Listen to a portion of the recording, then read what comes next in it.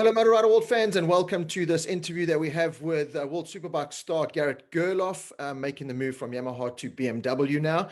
So great to have you, Garrett. You're in Phillip Island ahead of the first round of the new season. Tell us how the first 2 days went in testing at the island. Yeah. No, I appreciate you having me on. I would say it went pretty well. 3 of the 4 sessions were nice. We were making progress and stuff. The last one, not as easy, but all in all, I mean, I think testing in general for the last couple that we've had have been really good, and we've gotten a ton of information, myself and the team. And yeah, man, the results haven't been like super spectacular, but like I said, it's only testing and we have a ton of info, and I think there's a lot of potential in the bike, and we can slowly start working our way up. So, Garrett, I must tell you, you owe me £5, and let me tell you why you owe me £5 is I climbed on the couch last night, getting all comfortable with my tub of ice cream, and thought, right, I'm interviewing Garrett Gerloff tomorrow.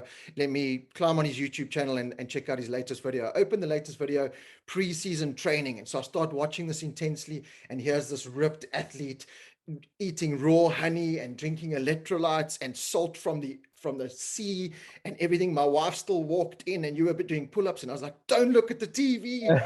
And I had to throw my tub of ice cream away because I was like, damn this, I'm going to beat Gerloff. I'm going to eat raw honey. I started doing push-ups.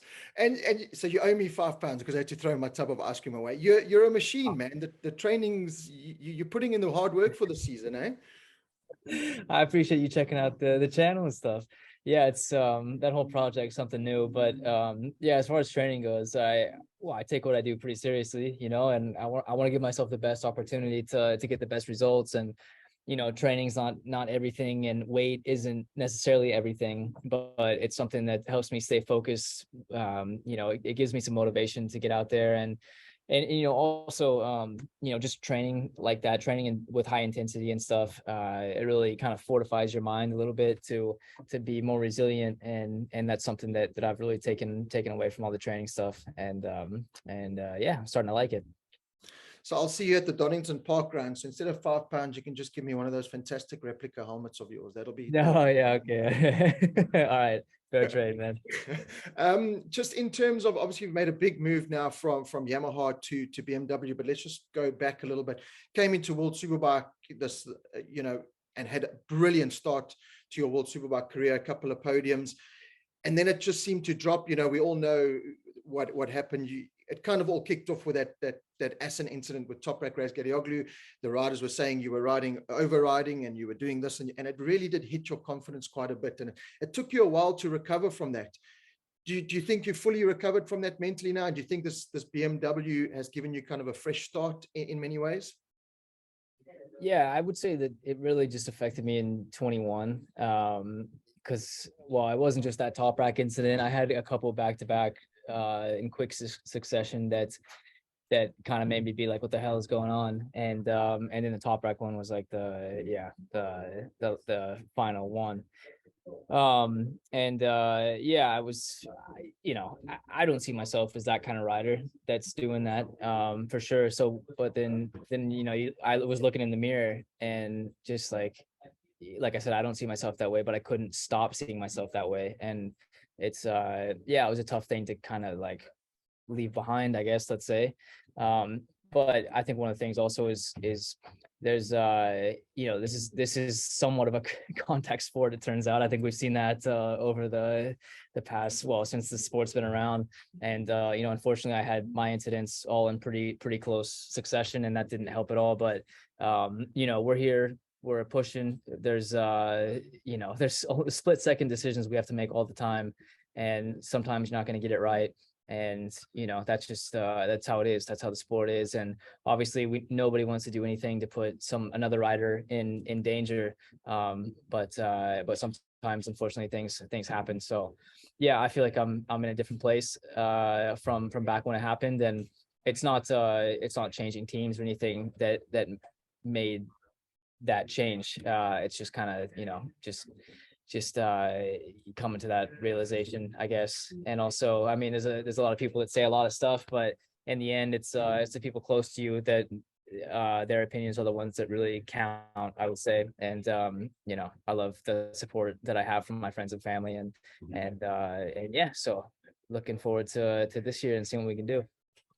Talk about the transition now from Yamaha to BMW. You know, as production bikes, they are so different in many ways, but at the end of the day, they're production superbikes. The R1 with a big bang engine delivers the power a bit easier. We know it handles tire wear a bit easier. It's just generally an easier bike to go faster on compared to the BMW, which is a fast motorbike but likes to be wrestled to go fast. Yeah, just give us your general thoughts on back to back riding the two so far. You haven't had a lot of time on the BMW, I know that, but just your general perception.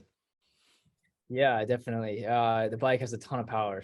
I mean, the power the bike has is ridiculous, and it's something that I haven't really had. So that's been like kind of a nice change.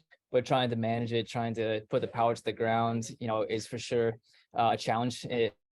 Sometimes. So, you know, I've done some longer runs, but I'm still kind of, you know, not sure how a race is going to be exactly as far as tire drop and whatnot. So that's something I'll for sure figure out this weekend.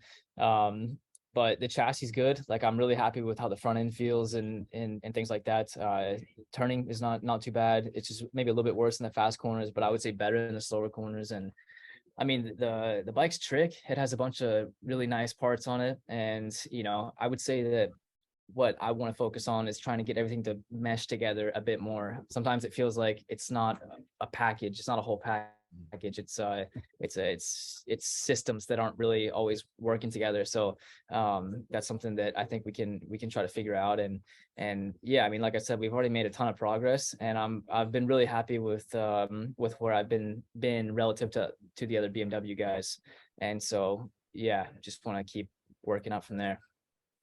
You haven't obviously done that much riding around Phillip Island compared to a lot of the guys you're lining up on the grid, you know, being one of the new faces in World Superbikes, and new faces since COVID kind of stopped many things. We all know Phillip Island is highlighted as one of the best tracks in the world. It always provides great racing. Give us your thoughts on the track. Yeah, the track scares me. It's fast, man. It's so fast, especially on this BMW.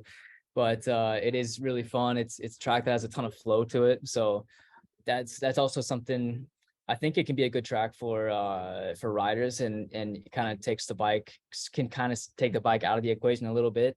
I mean, it's fast. You need a fast bike speed wise, but if you can find a good flow and really connect the corners together and carry your corner speed, your momentum, you can have a good race, good weekend. So I think we made some good progress in that regard Monday, Tuesday. So try to keep going. Just to highlight this, American races coming into the world scene. I know it's a topic that's been discussed many times. If we look at the golden era, as they call it, with the Schwanzes, the Raineys, the Lawsons, there was just this influx of American riders into world championships. That's kind of slowed down over the years, but you know yourself. Jake Gagne, he was in the championship for a while. Sean Dillon Kelly in Moto America. We've seen an influx once again in American riders, but keeping them there seems to be the problem.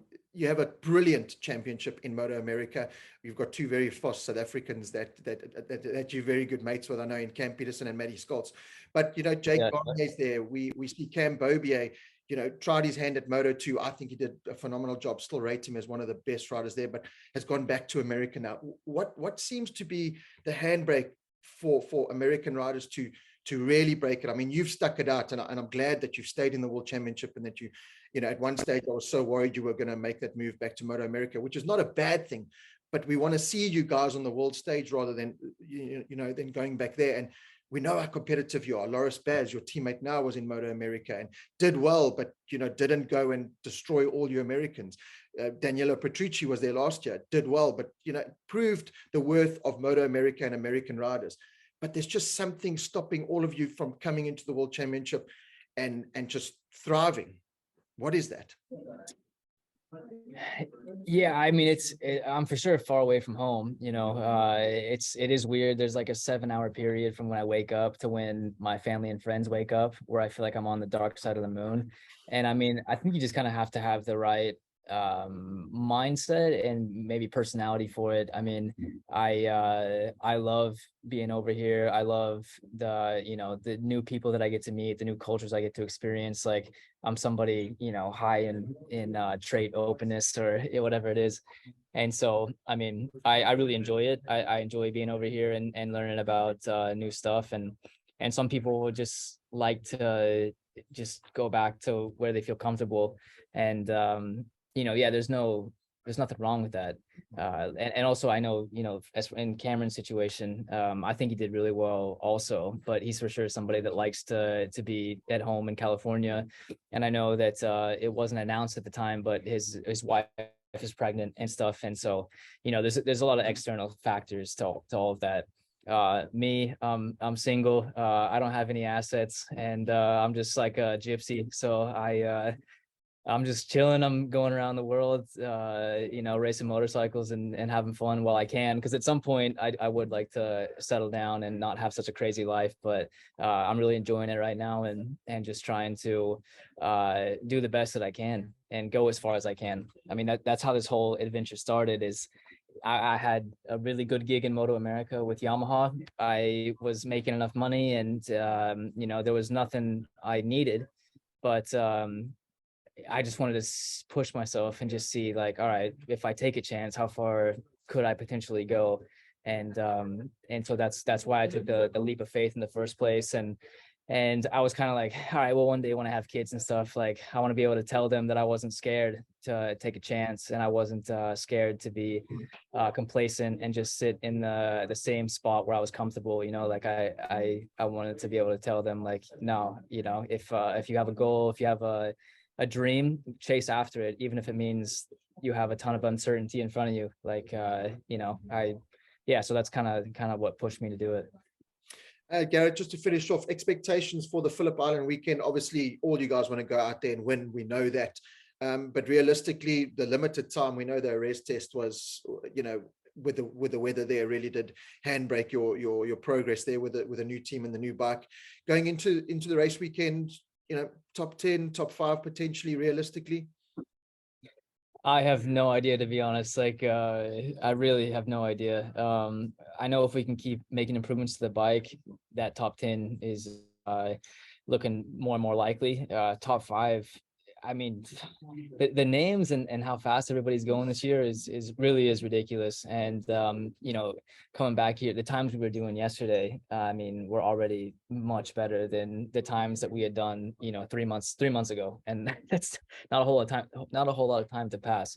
So yeah, I really have no idea. I don't have too many expectations going into it. I just want to keep focusing on myself and trying to be better than I was yesterday, and keep trying to make the bike better. And I think a little bit of that inward focus and not focusing so much on what's happening on the outside can be a good thing for staying focused and making smart changes and moving forward. So but yeah, the higher up the results, the better. So that's obviously the goal. Good man. Well, Garrett, thank you so much for taking the time out. I really appreciate it. Keep up the work with the YouTube channel. Absolutely love it. I think that's the future, giving us a behind the scenes look. I love it. I'm never eating ice cream again in my life. I'm only buying salt that's from the sea, and I'm eating raw honey going forward. So yeah, thanks Oh man. for changing that. Oh man. I can't. I gotta be straight up with you guys. Like, I might have had some ice cream last night here at Phillip Island. So I'm just saying, not everything you see on the internet is is no. But I appreciate it. I actually have my videographer Brad working on the next video right now, so it'll be out in the next 12 hours probably. So anyway, yeah, it's been fun and I appreciate it. Good man. Thanks, and all the best for the weekend and the season ahead. Appreciate it. Thanks. Garrett.